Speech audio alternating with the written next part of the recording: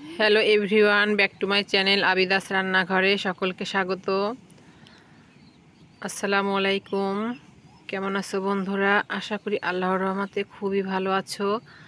আজকে আমি তোমাদের সঙ্গে আরেকটি নতুন রেসিপি নিয়ে চলে এসেছি, শেয়ার করব তোমাদের সঙ্গে। তো আজকের রেসিপি আমার ডিমের জালি কাবাব।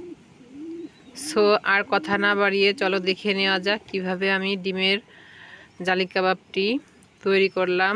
প্রথমেই আমি ডিম আর আলু বয়েল করে ছুলে নিয়েছি। এখন ডিমগুলোকে ছুরির সাহায্যে কেটে ছোট ছোট করে ঝুরি করে নেব।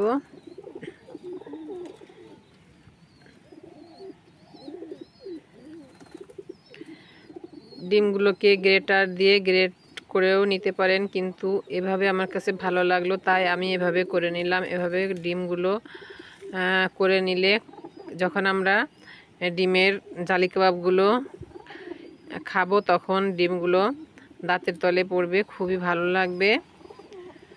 তো এভাবে করে ডিমগুলো আমি কেটে নিচ্ছি। এই তো ডিমগুলো কেটে নেওয়া হয়ে গেছে। এখন আলু সিদ্ধ করে নিয়েছিলাম, সে আলুগুলোকে আমি গ্রেটার দিয়ে গ্রেট করে নেব।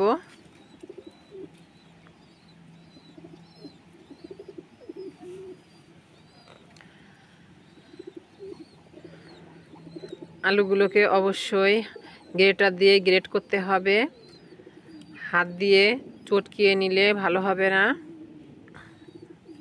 এই তো আলুগুলো আমার গ্রেটার দিয়ে গ্রেট করা হয়ে গেছে। এখন আলুগুলো আমি তুলে নিচ্ছি ডিমের মধ্যে।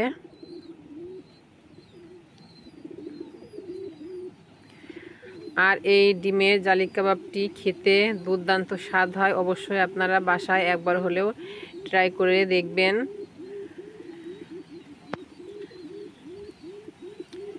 এখন এর ভিতরে আমি পেঁয়াজ ভেজে রেখেছিলাম, সেই পেঁয়াজ ভাজা বা বেরেস্তাগুলো দিয়ে দিচ্ছি।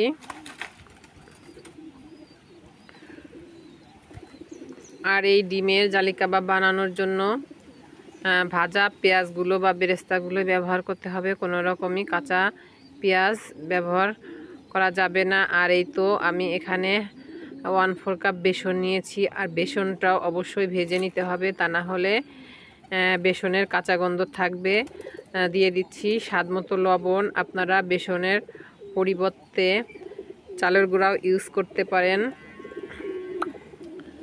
চালের গুঁড়াও ইউজ করলে চালের গুঁড়াটাও ভেজে নিতে হবে। আর এই তো আমি লাল মরিচের গুঁড়া দিয়ে দিচ্ছি সামান্য পরিমাণে আদা বাটা, জিরা বাটা এবং রসুন বাটা।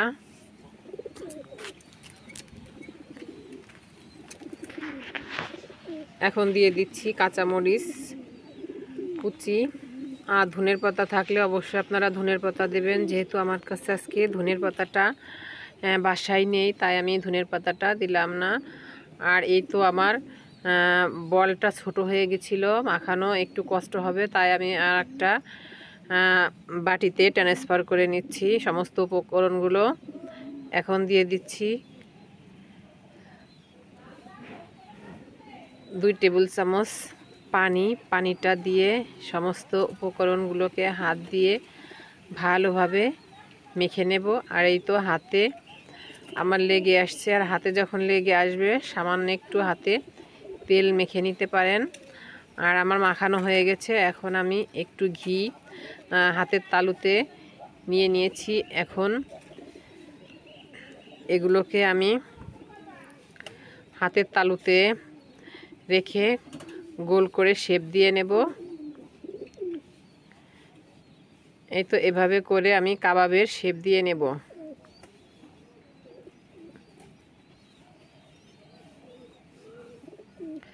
আর হাতের তালুতে একবার ঘি বা তেল একটু মাখিয়ে নিলে তাহলে আর হাতে লাগবে না। এই তো এভাবে করে সবগুলোই আমি কাবাবের শেপ করে নেব।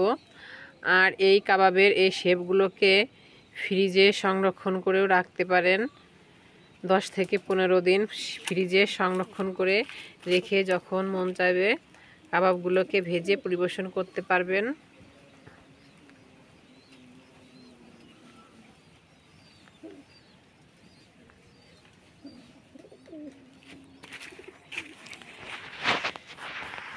এই তো আমার সবগুলো কাবাবের শেপ দেওয়া হয়ে গিয়েছে।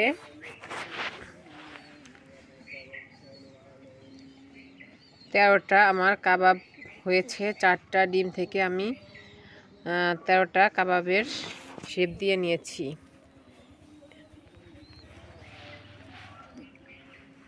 দেখেন মাশাআল্লাহ কতটা সুন্দর লাগছে, আর ভাজার পরে খেতেও দুর্দান্ত স্বাদ হবে এটার। আর এগুলোকে আমি এখন একটি বাটিতে আমি 2টা ডিম নিয়ে নিচ্ছি, আর ডিম দুটোকে একটু লবণ দিয়ে ভালোভাবে ফেটে নেব। এই তো সামান্য একটু লবণ দিয়ে দিচ্ছি। এখন চামচের সাহায্যে ডিমগুলোকে ভালোভাবে ফেটে নিচ্ছি। আর কাবাবের শেপগুলো এই ডিমের ব্যাটারের ভিতরে ডুবিয়ে ডুবিয়ে তেলে ভেজে নিতে হবে। আর এখন এই তো আমি কড়াইতে তেল বসিয়ে দিয়েছি আগে থেকেই, তেলটা গরম হয়ে গিয়েছে। এখন আমি কাবাবের শেপগুলো ডিমের ভিতরতে ডুবিয়ে ডুবিয়ে তেলে ছেড়ে দিচ্ছি।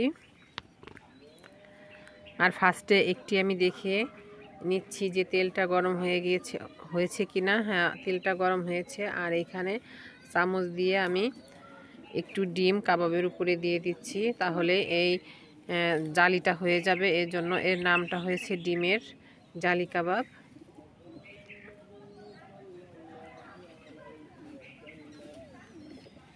এই তো আর একটি কাবাবও আমি একইভাবে দিয়ে দিয়েছি, আর উপর দিয়ে চামচ দিয়ে ডিম দিয়ে দিচ্ছি। আপনারা ইচ্ছা করলে হাত দিয়ে বা পাইপিং ব্যাগের ভিতরে ডিম ভরেও এর উপরে জালি করে দিতে পারেন ডিমের। এইতে উল্টিয়ে দিচ্ছি। 2টি কাবাব কিন্তু আমার হয়ে গেছে ভাজা। এই তো আমি এখন ছাঁকনির সাহায্যে তুলে নিচ্ছি।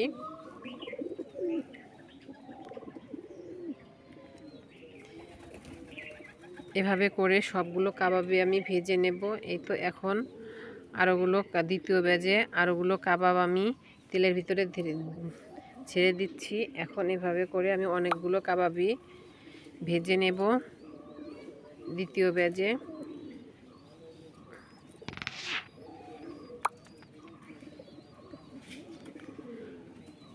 বন্ধুরা, তোমাদের কাছে আমার রিকোয়েস্ট থাকবে, আমার ভিডিওটা যারা দেখবে অবশ্যই একটি লাইক দিয়ে কন্টিনিউ করবে এবং ফুল ওয়াচ করে ভিডিওটি দেখো।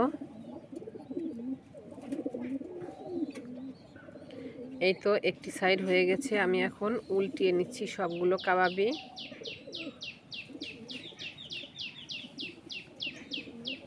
এই কাবাবগুলো ইফতারে বা টিফিনে বা বিকালে বা সকালের নাস্তায় যে কোনো সময় খেতে অসাধারণ লাগে। আর কাবাবটি বানাতে তেমন বেশি উপকরণও লাগে না বা তেমন বেশি সময়ও লাগে না।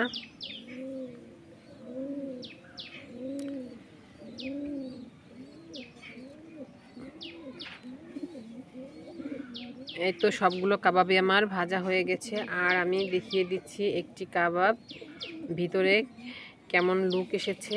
দেখেন কতটা সুন্দর হয়েছে, লবণীয়, উপরে ক্রিস্পি আর ভিতরে দুর্দান্ত স্বাদে ভরপুর। বন্ধুরা, কেমন হলো আমার ডিমের জালি কাবাব রেসিপিটি অবশ্যই কমেন্ট করে জানাবে। আজকের মতো নিচ্ছি বিদায়, দেখা হবে পরবর্তী এপিসোডে। আল্লাহ হাফেজ, আসসালামু আলাইকুম।